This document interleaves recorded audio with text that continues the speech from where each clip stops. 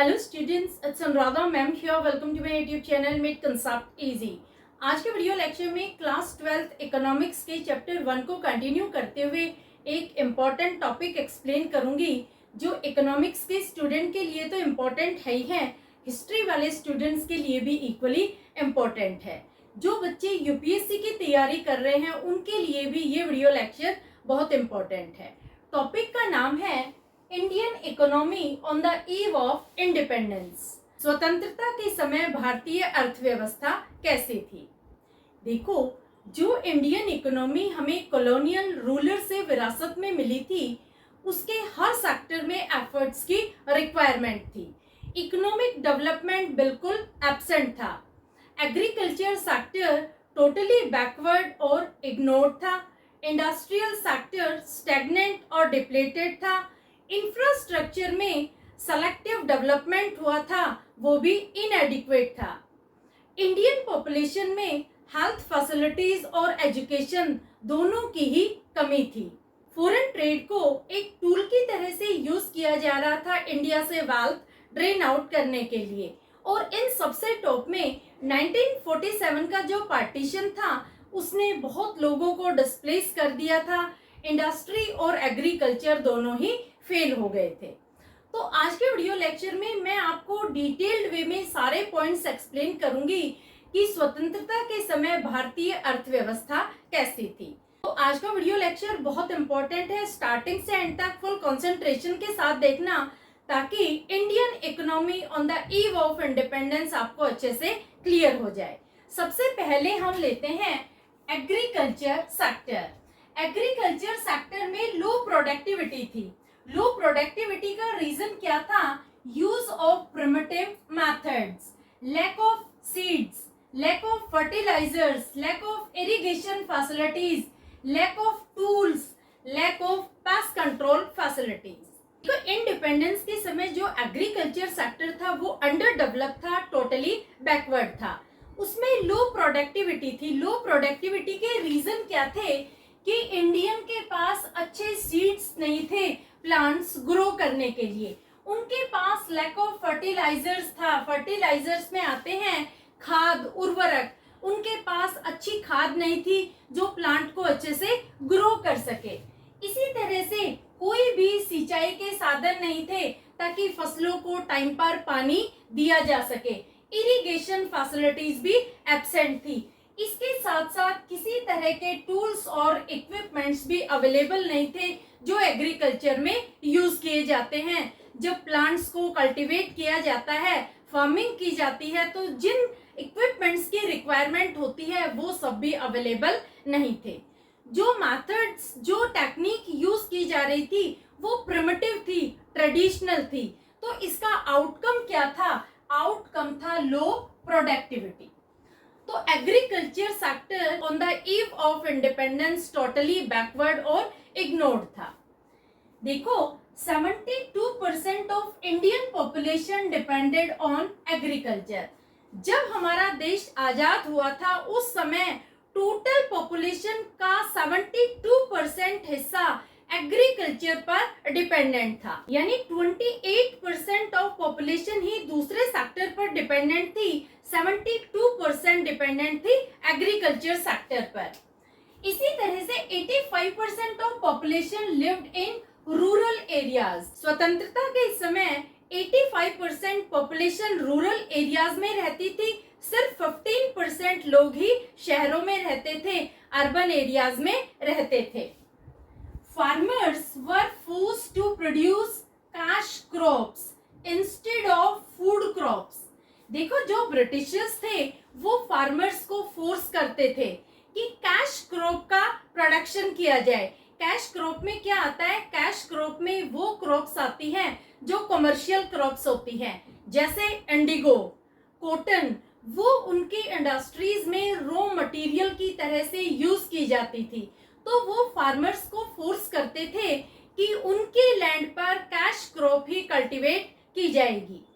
देखो, जब इंडिगो का प्रोडक्शन ज्यादा से ज्यादा किया गया तो इसका रिजल्ट क्या हुआ कि लैंड इनफर्टाइल हो गई, लैंड की फर्टिलिटी खत्म हो गई। दूसरी तरफ जो फूड क्रॉप जिसमें आता है राइस, व्हीट, मेज। तो जब फूड क्रॉप का प्रोडक्शन ही नहीं किया गया तो देश में अकाल आ गया, लोग भूख के मारे मर गए। तो ये सिचुएशन थी एग्रीकल्चर सेक्टर की on the eve of independence. तो आपको समझ में आया, on the eve of independence agriculture sector totally under develop था, नेग्लेक्टेड था, बैकवर्ड था। इस पर देश की 72% पॉपुलेशन डिपेंडेंट थी, 85% पॉपुलेशन रूरल एरियाज में रहती थी। जो मेथड्स यूज किए जाते थे एग्रीकल्चर सेक्टर में कल्टीवेशन के लिए वो प्रिमिटिव मेथड से, ट्रेडिशनल मेथड्स थे। किसी तरह की कोई फैसिलिटीज नहीं थी, ना ही प्रॉपर सीड्स अवेलेबल थे, lack of irrigation facilities, lack of fertilisers, lack of tools, lack of pest control facilities जिसमें आते हैं पेस्टिसाइड और इंसेक्टिसाइड्स। ब्रिटिशर्स ने एग्रीकल्चर सेक्टर को टोटली इग्नोर किया था, इस वजह से वो अंडर डेवलप्ड और बैकवर्ड मिला on the eve of independence. Clear. Second sector आता है इंडस्ट्रियल सेक्टर्स। इंडस्ट्रियल सेक्टर में इंडियन इंडस्ट्रीज वर नेग्लेक्टेड, जिसमें आती है हैंडीक्राफ्ट इंडस्ट्रीज, कोटेज और स्मॉल स्केल इंडस्ट्रीज। देखो, जो इंडस्ट्रियल सेक्टर था उसमें उन्हीं इंडस्ट्रीज पर फोकस किया गया था जिस पर ब्रिटिशर्स का कैपिटल इन्वेस्टेड था। जो इंडियन इंडस्ट्रीज थी जैसे handicraft, cottage and small scale industries, इन्हें वो नेग्लेक्ट कर रहे थे। दूसरा पॉइंट आता है agro based industries were at initial stage like sugar, cotton, jute, vegetable oil etcetera. देखो, जो भी इंडिया में एग्रो बेस्ड इंडस्ट्रीज थी जैसे sugar industries, cotton industries, jute industries, ये सारी इनिशियल स्टेज पर थी क्योंकि इनका जो कंट्रीब्यूशन था इंडस्ट्रियल आउटपुट में वो बहुत कम था। Next point is very few modern industries were startup in India. India में बहुत कम मॉडर्न इंडस्ट्रीज स्टार्टअप की गई थी, जैसे आयरन एंड स्टील इंडस्ट्री, ये एक मॉडर्न इंडस्ट्री थी जो 1907 में जमशेदपुर में स्टार्टअप की गई थी। इसके साथ साथ lack of capital goods industries in India. India में कैपिटल गुड्स की इंडस्ट्रीज नहीं थी। कैपिटल गुड्स की इंडस्ट्रीज क्या होती हैं? कैपिटल गुड्स इंडस्ट्रीज वो इंडस्ट्रीज होती हैं जिनमें मशीन और इक्विपमेंट्स प्रोड्यूस किए जाएं जो दूसरी इंडस्ट्रीज को सेटअप करने में यूज किए जाते हैं। तो इंडिया में ऐसी कोई इंडस्ट्री सेटअप नहीं की गई थी जिससे मशीन और इक्विपमेंट्स प्रोड्यूस किए जाए। तो इंडस्ट्रियल सेक्टर टोटली स्टैग्नेंट और डिप्लेटेड था। किसी तरह का कोई भी डेवलपमेंट नहीं किया गया था इंडस्ट्रियल सेक्टर में। सिर्फ उन्हीं इंडस्ट्रीज को प्रमोट किया गया था जहां पर ब्रिटिशर्स का कैपिटल इन्वेस्टेड था। जो इंडियन इंडस्ट्रीज थी जैसे हैंडीक्राफ्ट है, small scale and cottage industries हैं, इन्हें टोटली इग्नोर कर दिया गया था। तो इंडस्ट्रियल सेक्टर भी इनिशियल स्टेज पर था on the eve of independence. Clear हुए दोनों पॉइंट। थर्ड पॉइंट बता रही हूँ, occupational structure, distribution of workforce in 3 sectors. देखो, टोटल पॉपुलेशन को 3 सेक्टर्स में डिवाइड किया जाता है। 3 सेक्टर्स में वर्कफोर्स को एम्प्लॉयड किया जाता है। जो इकोनॉमी डेवलप्ड इकोनॉमी होती है उसमें ज्यादा से ज्यादा पॉपुलेशन इंडस्ट्रियल सेक्टर और सर्विस सेक्टर में एम्प्लॉयड होती है और कम पॉपुलेशन एम्प्लॉयड होती है एग्रीकल्चर सेक्टर में। लेकिन स्वतंत्रता के बाद भारत में 72% of population was employed in agriculture sector. Agriculture sector में टोटल पॉपुलेशन का 72% एम्प्लॉयड था एग्रीकल्चर में। तो देखो, ऑक्यूपेशन स्ट्रक्चर क्या था स्वतंत्रता के बाद। एग्रीकल्चर में टोटल पॉपुलेशन एम्प्लॉयड थी वो थी 72%, इंडस्ट्रीज में 11% और सर्विस सेक्टर में थी 17%। किस तरह से बाइफरकेशन किया गया था? जो टोटल पॉपुलेशन का 72% हिस्सा था वो एम्प्लॉयड था एग्रीकल्चर सेक्टर में। सिर्फ 11% लोग ही इंडस्ट्रीज में एम्प्लॉयड थे और रिमेनिंग 17% एम्प्लॉयड थे सर्विस सेक्टर में। अब देखो, अगर हम रीजनल वेरिएशन की बात करते हैं तो कुछ स्टेट ऐसी थी जहां पर एग्रीकल्चर पर डिपेंडेंस लोगों का कम हो गया था क्योंकि वहां पर इंडस्ट्रीज सेट हो गई थी, जैसे तमिलनाडु, केरला, कर्नाटका, आंध्र प्रदेश, वेस्ट बंगाल। ये ऐसी स्टेट थी जहां पर लोगों का डिपेंडेंस एग्रीकल्चर पर डिक्रीज हो गया था, जबकि राजस्थान, पंजाब और उड़ीसा ये ऐसी स्टेट थी जहां पर लोगों का डिपेंडेंस एग्रीकल्चर पर इंक्रीज हो गया था। तो इस तरह से ऑक्यूपेशन में भी लॉपसाइडेड ग्रोथ था। क्लियर? अब लेते हैं next point, that is foreign trade. देखो, फॉरेन ट्रेड में जो कंपोजिशन था उसमें दो चीजें थी, एक था एक्सपोर्ट, दूसरा था इंपोर्ट। जो ब्रिटिशर्स थे वो क्या करते थे कि इंडिया से रॉ मटेरियल एक्सपोर्ट करते थे और इंपोर्ट करते थे finished goods. Export of raw material में क्या आता है, देखो जो ब्रिटिशर्स थे वो इंडिया से jute, silk, cotton, Indigo export करते थे क्योंकि वो उनकी ग्रोइंग इंडस्ट्रीज के लिए रॉ मटेरियल की तरह यूज किया जाता था, जबकि वो इंपोर्ट करते थे ब्रिटेन से फिनिश्ड गुड्स, जिसमें आते हैं cotton clothes, silk clothes, capital goods. ये सब चीजें वो इंपोर्ट करते थे ब्रिटेन से। तो इंडिया ब्रिटेन को एक्सपोर्ट करती थी रॉ मटेरियल और ब्रिटेन से इंपोर्ट करती थी फिनिश्ड प्रोडक्ट्स। दूसरा पॉइंट आता है, terms of trade was unfavourable to India as high taxes on import and low taxes on export. देखो, जो टर्म्स ऑफ ट्रेड थी वो इंडिया के लिए अनफेवरेबल थी। अनफेवरेबल क्यों थी? जब इंडिया से रॉ मटेरियल एक्सपोर्ट किया जाता था ब्रिटेन में तो लो टैक्सेस लेवी किए जाते थे, लेकिन जब इंपोर्ट किए जाते थे फिनिश गुड्स ब्रिटेन से तो उन पर हाई टैक्सेस लगाए जाते थे। तो टर्म्स ऑफ ट्रेड अनफेवरेबल थी इंडिया के लिए। Next point is trade partner was Britain, after that Sri Lanka, China and Iran. देखो, सबसे पहले इंडिया की ट्रेड सिर्फ ब्रिटेन के साथ होती थी, ब्रिटेन से ही एक्सपोर्ट और इंपोर्ट किया जाता था, लेकिन बाद में और भी कंट्रीज आ गई जैसे श्रीलंका, चाइना और ईरान, ये भी इंडिया के ट्रेड पार्टनर बन गए।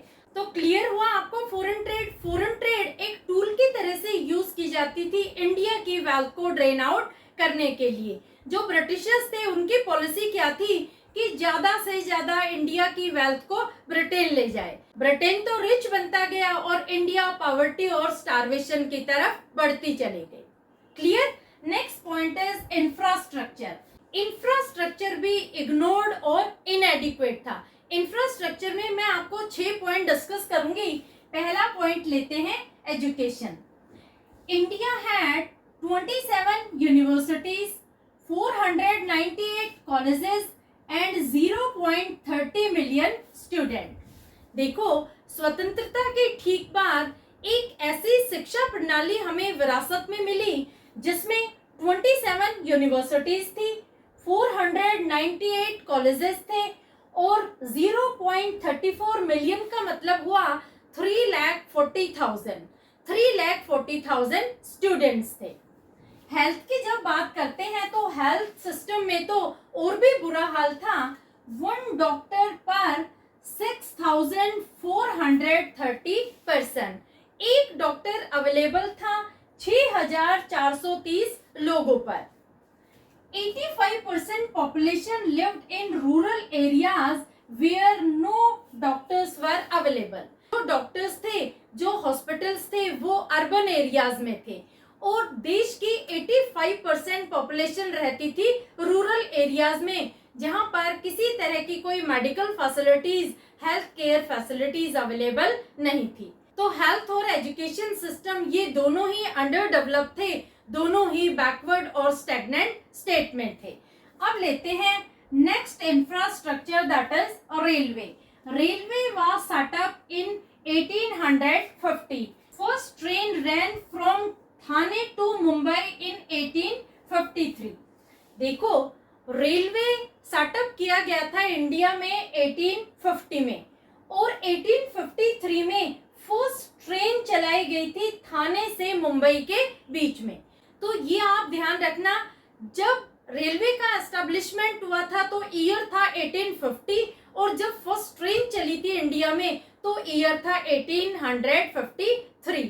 तो नेक्स्ट पॉइंट आता है steel, cement and railway track imported at high rate. देखो इंडिया में रेलवे प्लेटफॉर्म बनाने के लिए, रेलवे को कंस्ट्रक्ट करने के लिए स्टील की रिक्वायरमेंट थी, सीमेंट की रिक्वायरमेंट थी, तो ये सारी चीजें ब्रिटेन से इंपोर्ट की जाती थी और ब्रिटेन बहुत महंगे दामों पर इन चीजों को बेचता था। Next point is India inherited 53,586 route kilometre of rail track. Independence के बाद इंडिया को इनहेरिट हुआ था 53,586 रूट किलोमीटर का रेल ट्रैक, जो बैड शेप में था, टोटली ऑब्सोलीट था, टोटली इग्नोर्ड था, जिस पर ब्रिटिशर्स ने कोई काम नहीं किया था। देखो रेलवे में जो भी डेवलपमेंट ब्रिटिशर्स ने किया था उसके पीछे उनका एक मोटिव था। मोटिव क्या था? वो इंडियन टेरिटरी पर कंट्रोल करना चाहते थे। इसके साथ साथ वो अपने फिनिश गुड्स के, फिनिश प्रोडक्ट के मार्केट को भी इंडिया में इंक्रीज करना चाहते थे, एक्सपेंड करना चाहते थे। इस वजह से उन्होंने इंडिया में रेलवे को इंट्रोड्यूस किया और डेवलप किया। क्लियर? अब लेते हैं next infrastructure, that is road. No attention was given to road as railway was economical and faster. Road पर ब्रिटिशर्स ने कोई भी अटेंशन नहीं दी क्योंकि उनके लिए रेलवे इकोनॉमिकल भी था और फास्टर भी था। Next point is water transport. No Indian mercantile fleet had been formed. देखो ब्रिटिशर्स ने इंडिया में कोई भी इंडियन मर्केंटाइल फ्लीट फॉर्म नहीं की। जो भी फ्लीट थी वो ब्रिटिश ओनरशिप की थी और ब्रिटिश हैवी फ्रेट चार्ज करते थे, चाहे इंडिया एक्सपोर्ट कर रही है या इंपोर्ट कर रही है, उस पर फ्रेट के चार्जेस बहुत ज्यादा होते थे। इंडिया में कोई भी इंडियन मर्केंटाइल फ्लीट एस्टेब्लिश नहीं की थी ब्रिटिशर्स ने। नेक्स्ट पॉइंट इज बैंकिंग और financial institutions. RBI was set up in 1935 as central bank in country. देखो इंडिया में 1935 में reserve bank of India establish किया गया था as country central bank. Bank भी इनिशियल स्टेज में थे। जो बैंक थे वो सिर्फ अर्बन एरियाज में ही सेटअप किए गए थे, रूरल एरियाज में कोई भी बैंक नहीं था। फॉरेन एक्सचेंज का डोमिनेंस था, बैंकों की प्राइवेट ओनरशिप थी, बैंकों में इंडस्ट्रियल क्रेडिट और रूरल क्रेडिट फैसिलिटीज नहीं थी। तो इस तरह से बैंक भी इनिशियल स्टेज में ही थे, बैंकों में भी कोई डेवलपमेंट नहीं हुआ था। And last point is communication. Post and telegraph was most popular means of communication. देखो 1947 में मीन्स ऑफ कम्युनिकेशन जो मोस्ट पॉपुलर थे वो पोस्ट और टेलीग्राफ थे, लेकिन ये भी हाईली इनएडिक्वेट थे। देश की कानून और व्यवस्था को एस्टेब्लिश करने के लिए सेटअप किए गए थे, लेकिन ये भी हैवी एक्सपेंसेस पर सेटअप किए गए थे जो हाईली इनएडिक्वेट थे। क्लियर? तो hopefully Indian economy on the eve of independence आपको अच्छे से क्लियर हो गई होगी। फिर भी किसी पॉइंट में किसी तरह की कोई क्वेरी हो तो feel free to comment in comment box. सारे पॉइंट आपको अच्छे से समझ में आ गए होंगे कि स्वतंत्रता के बाद एग्रीकल्चर सेक्टर की क्या सिचुएशन थी, इंडस्ट्रियल सेक्टर कैसा था, किस तरह से ऑक्यूपेशनल स्ट्रक्चर था, क्या फॉरेन ट्रेड का मोटिव था और कैसा इंफ्रास्ट्रक्चर डेवलप किया था। क्लियर? तो होपफुली आज का वीडियो लेक्चर आपको अच्छे से क्लियर हो गया होगा। फिर भी किसी तरह की कोई क्वेरी हो तो feel free to comment in comment box. मेरे चैनल को सब्सक्राइब जरूर कर लेना क्योंकि पूरी बुक मैं आपको डिटेल में एक्सप्लेन करूंगी। Thank you so much.